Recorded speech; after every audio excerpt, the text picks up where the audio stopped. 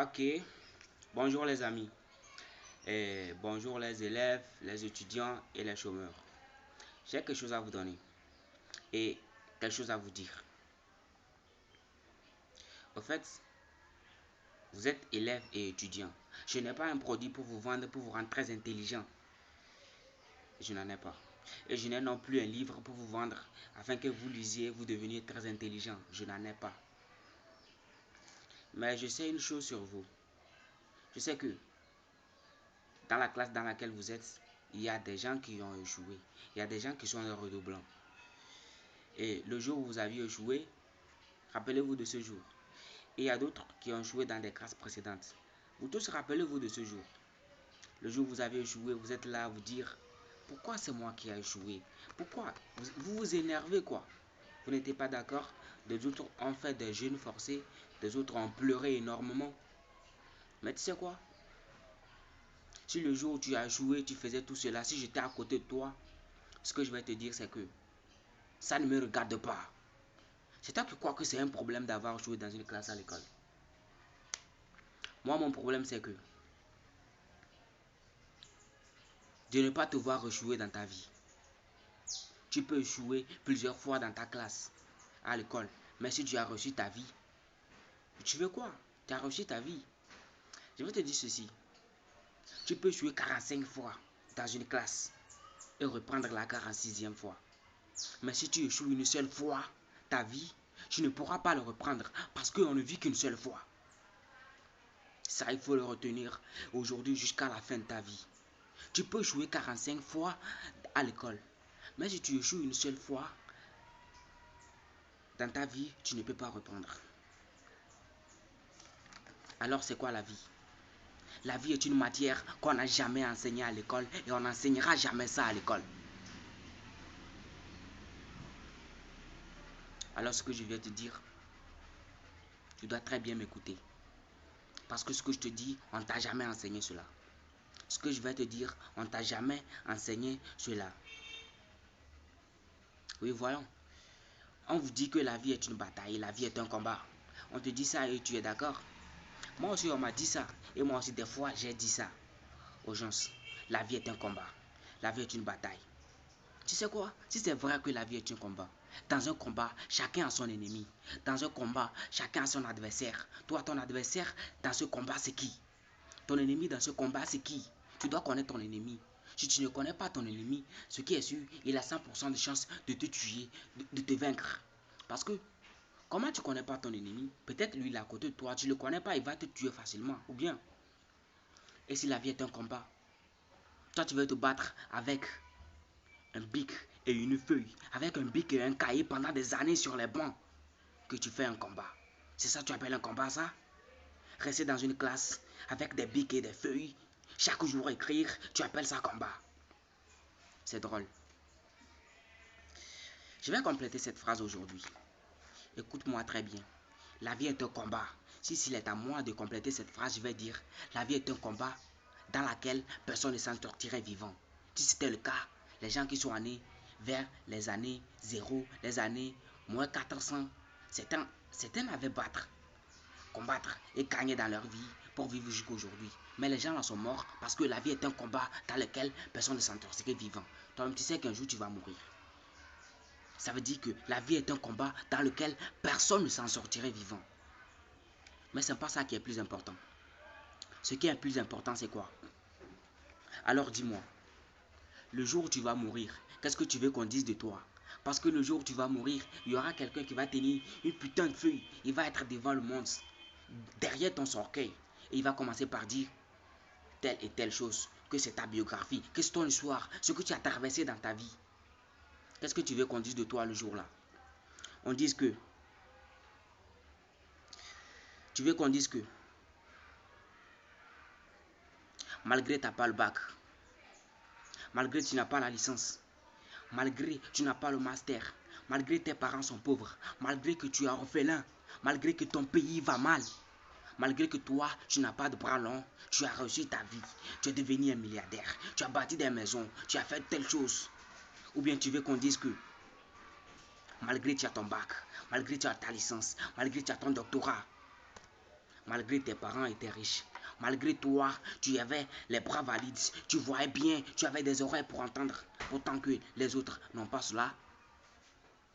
Malgré tout cela, tu as échoué ta vie. Parce que le pays va mal.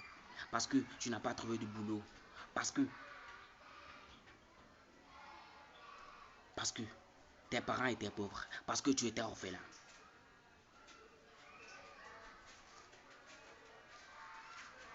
Parce que tu n'as pas de chance. Parce que toi, tu n'as pas de chance. C'est ce que tu veux qu'on dise de toi le jour-là. Tu veux avoir la chance, mon frère? Je vais te dire que si tu veux avoir la chance, toi, tu ne vaux rien. Écoute ceci. Il y a deux catégories d'hommes dans ce monde. Ceux qui croient que la vie est une question de chance. La vie est une question que tes parents soient riches avant d'être riches. La vie est une question que tes parents aient des bras longs. Que toi-même, tu aies des bras longs avant de réussir sa vie. Et ceux qui croient que la vie est une bataille. La vie est un combat. La vie est une détermination. La vie est une question de persévérance. De ne jamais abandonner. Alors tu veux être dans quel lot? Parmi ces deux catégories, tu es dans quelle catégorie? Le mieux serait pour toi de bien choisir. Je vais te dire quelque chose. Aujourd'hui, tu es en train d'étudier, n'est-ce pas? Je vais te dire quelque chose. Tu sais, tu vas finir tes études. Après tes études, tes parents, tes professeurs, tes tantes, tes oncles, tous ceux qui t'ont conseillé de réussir, eux tous ensemble, ils seraient incapables de te chercher un travail de 200 000 francs par mois. Tu sais, le jour où tu vas reçu ton bac, ils vont te dire félicitations. La licence, félicitations. Le master, félicitations. C'est fini. Tu sors, tu restes à la maison, on dit bon, tu ne cherches pas quelque chose à faire. Mais tu ne les as pas dit de t'amener à l'école. Ils t'ont amené. Maintenant, tu finis tes études. C'est toi-même qui vas chercher ton boulot. Ça te dit quoi? Tu sais pourquoi je sais que c'est ça, c'est vrai? Parce qu'il y a des gens qui ont fini leurs études et cela s'est passé en eux. Moi aussi, j'en suis une victime. C'est pourquoi je sais vraiment que cela, ça marche. Si tu crois que je mens, il faut créer un groupe WhatsApp après tes études. Mais tous ceux qui t'encourageaient dans ce groupe, dis-leur, cherchez-moi le travail. C'est vous qui m'avez encouragé à fréquenter. Tu vas voir ce que ça va donner. Rien, tout le monde va sortir de ce groupe.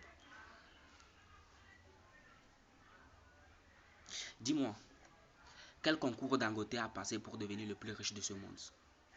Je veux dire, quel concours Dangote a passé pour devenir le plus riche d'Afrique? Quel concours le DG Seco a passé pour bâtir son entreprise? Tu connais Steve? Tu connais Steve? Tu connais Will Smith? Tu connais Wedrago? Dis-moi les gens là, quel diplôme, quel concours ils ont passé pour être là où ils sont? Je vais te parler de Steve. Il n'a pas le CEPD, mais il n'y a aucun docteur. Quelqu'un au Togo qui a le doctorat qui s'égalise à Steve. Il n'y en a pas. Mais je sais qu'il y a plein de licenciés, des gens qui ont des masters, des doctorats, qui sont encore dans le chômage. Vous allez tout de suite me citer cette phrase. Vous n'êtes pas eux. Vous n'êtes pas eux. Moi, tu sais quoi? J'ai cité cette phrase 10 000 fois. Je ne suis pas ceux-là. Mais aujourd'hui, je suis dans le lot. Ça veut dire que toi aussi, tu peux citer cette phrase 500 000 fois. Mais à la fin de tes études, peut-être tu seras dans le lot, peut-être tu ne seras pas dans le lot. Alors tu comprends? En fait, je ne dis pas que les études sont mauvaises, mais qu'ils doivent fréquenter. Je vais te dire ceci. C'est les enfants des entrepreneurs, les enfants des gens qui sont super riches, les enfants des gens qui ont des grandes entreprises qui doivent fréquenter. Pourquoi je dis ça? Parce que si lui, il s'amuse avec les feuilles et les bics pendant 25 ans sur les bancs, à la fin de ses études, s'il n'a rien comme boulot, son papa a des entreprises qui va les piloter. Son papa a de l'argent qu'il va prendre pour commencer par faire des business. Mais toi, pose-toi cette question. Si aujourd'hui tu finis tes études, tu n'as pas de boulot, qu'est-ce que ton papa a que toi tu vas utiliser pour gagner ta vie? Ton papa a quelle entreprise? Rien. Ton papa a combien sur son compte? Rien. D'abord, il n'a pas de compte bancaire. Et toi, ça ne te dit rien. Ça ne te dit rien, toi. Moi, ça me dit beaucoup de choses. Et le jour où tu vas finir tes études, ton papa et ta maman Ils n'ont rien pour que tu puisses prendre pour devenir ce que tu vas devenir. Tu vas te promener dans la rue pour dire que le pays va mal. J'ai une question à te poser. Tu ne savais pas que le pays va mal avant d'étudier? Alors c'est ta conscience qui va mal si tu savais vraiment cela.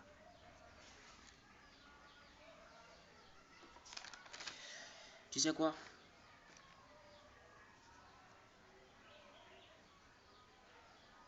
Je vais te dire ceci et ne l'oublie jamais. Jamais du tout. N'oublie jamais. Si tu veux être un papa, écoute un papa. Si tu veux être un cultivateur, alors écoute les conseils des cultivateurs. Si tu veux être un menuisier, écoute le conseil des menuisiers.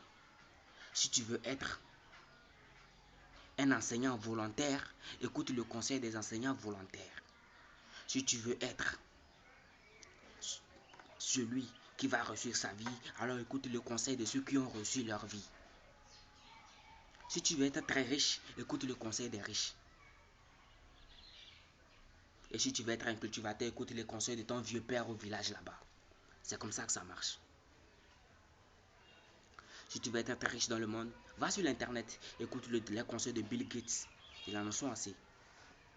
Je vais te demander une question. À l'école, on vous dit révolution industrielle. Moi aussi, on m'a dit ça. On nous a dit tout cela. Mais tu sais quoi? La révolution industrielle. On nous dit que quelqu'un a fabriqué une voiture. On est fier, on retient, on vient, on le dit. On nous donne 20 sur 20 en histoire. On est très content. Ok, on nous dit que quelqu'un, lui, rayon X, quelqu'un lit, etc., etc. Un jour, j'ai demandé à mon professeur, mais tu nous dis que quelqu'un a fabriqué une voiture, ça va nous ajouter quoi? Parce que, au lieu de nous dire que quelqu'un a fabriqué une voiture, il faut nous dire que, il faut nous apprendre comment on fabrique la voiture. Et si à la fin de nos études, on n'a pas du boulot, on peut aller fabriquer une voiture parce qu'on a appris à le faire. Maintenant, tu me dis que quelqu'un a fabriqué une voiture, ça va m'ajouter quoi? Ma grand-maman qui est au village, elle sait que la voiture, c'est quelqu'un qui l'a fabriquée. Le nom de la personne ne lui fait rien. Alors moi, je connais le nom de la personne, ça m'ajoute quoi? Rien. Alors, le mieux, il faut qu'on nous apprenne à fabriquer la voiture au lieu de nous dire que quelqu'un a fabriqué la voiture. C'est ça que tu dois comprendre. Je veux que tu saches que ta situation dans laquelle tu es, ce n'est pas un défaut, c'est plutôt une qualité. Quand tu es orphelin, c'est une qualité. Et quand tes parents sont très pauvres, c'est une très grande qualité. Parce que l'essentiel, ce n'est pas de savoir. L'essentiel, ce n'est pas d'avoir tout, mais c'est de savoir utiliser ce que tu as.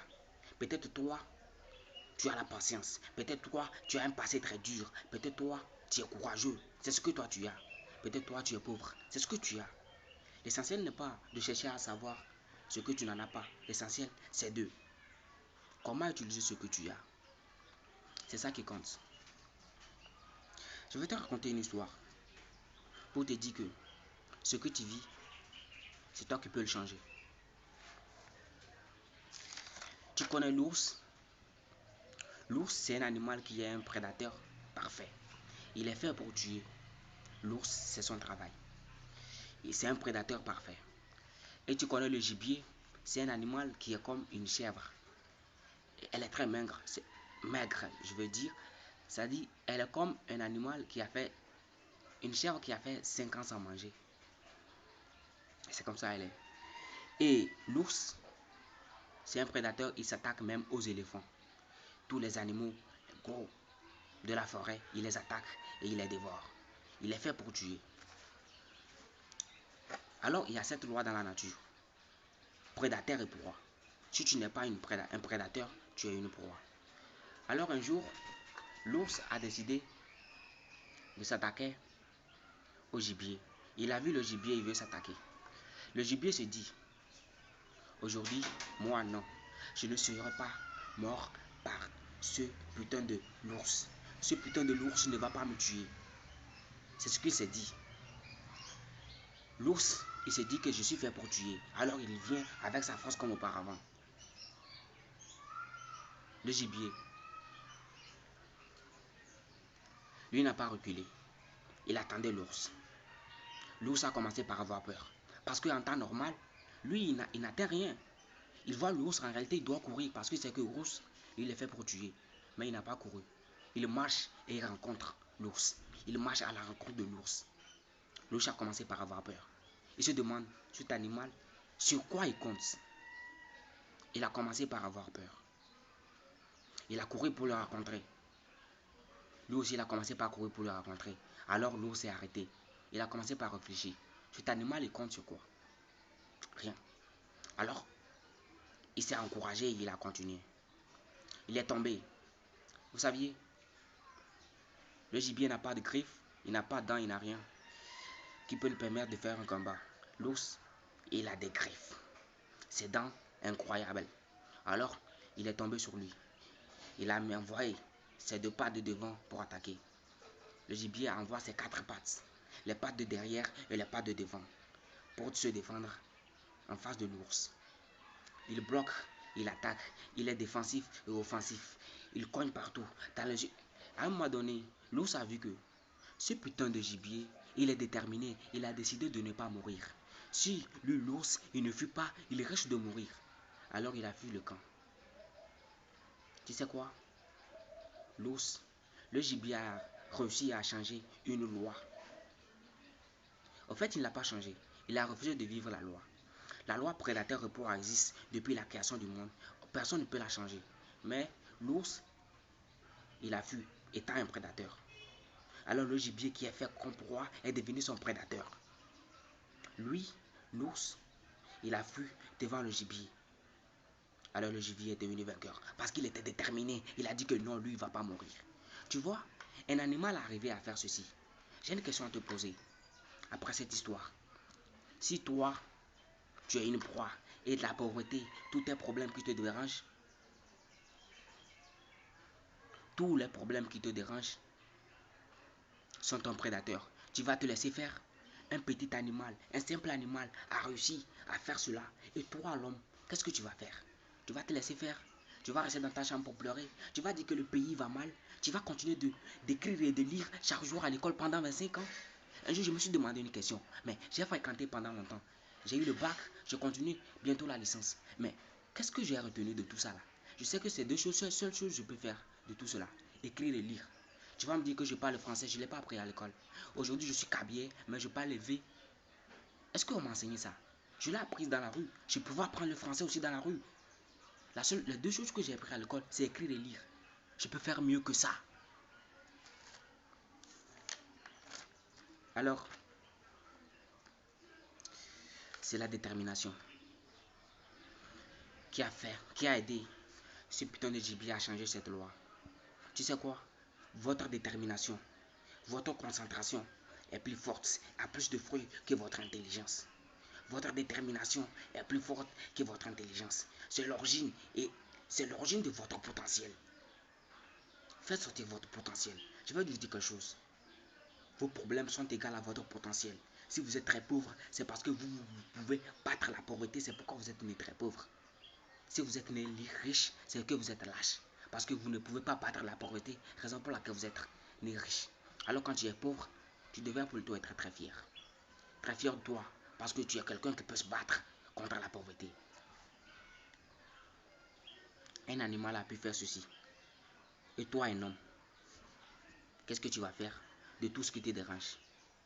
De tout proie, de tout prédateur qui est devant toi, de tous tes problèmes, de toute ta pauvreté qui est devant toi. Tout ce que je vous ai raconté dès le début, c'est juste pour vous dire l'origine du chômage. L'origine du chômage. Vous avez essayé de comprendre un peu. Les études en sont une. Les études en sont une. C'est elle que je vais corriger. Quand j'ai eu cela, ce que je vous ai dit ne va rien vous changer dans votre vie. Mais j'ai voulu être un peu plus réaliste. Alors j'ai créé quelque chose que j'ai appelé Novem. Novem qui veut dire nouvelle version du monde. Et Novem est une société. Alors qui a été créée par uniquement les étudiants de Lomé et de Kara. Ça consiste à faire quoi? À démolir la pauvreté. Novem veut dire reprendre à zéro. Reprendre à zéro, ça veut dire depuis ce que tu as fait, tu le faisais dans la veine. Maintenant que tu as connu la vérité, tu veux reprendre à zéro. Parce que ça ne sert à rien de pleurer après ceci. Novem ne vous dit pas de laisser les études, mais Novem a trois piliers. Trois bons piliers. La cohésion, la coopération et l'entrepreneuriat. Je ne vous dis pas de laisser les études, mais je vous dis d'avoir un plan B. Et c'est ce plan B, je vous appelle Novem. Ça consiste à faire quoi? Tout ce que vous aviez, c'est une grande qualité. Tout ce que vous aviez, c'est une grande qualité que vous aviez. Mais comment l'utiliser, c'est ça qu'il faut savoir. C'est ce que Novem va vous dire. Alors, vous avez tout ce que vous voulez. Il y a beaucoup de choses que je vais vous dire, mais pas tout à l'heure. Cette société consiste à démolir la pauvreté. Le mieux serait pour toi d'être membre dès maintenant. Parce que quoi? C'est les élèves et les étudiants qui peuvent être membres. Si ton papa n'a pas d'entreprise, pour qu'à la fin de ton travail, à la fin de tes études, si tu n'as pas de boulot, tu viens pour aider son entreprise, ça veut dire toi-même, tu dois créer une entreprise d'abord. Si à la fin de tes études, tu n'as pas trouvé de boulot, tu vas venir piloter cette entreprise. Et si à la fin de tes études, tu as un boulot, dis-moi, est-ce que c'est mauvais d'avoir de boulot? Parce qu'il y a des gens qui ont plus de 20 boulots au Togo, et tu le sais, et je le sais. Alors, Novem est un boulot que tu commences, est une entreprise que tu vas commencer par créer. À la fin de tes études, elle sera le fruit de ton travail. Ce monde, il n'y a que des sacrifices qu'il faut faire pour réussir. Il n'y a pas d'animal à tuer.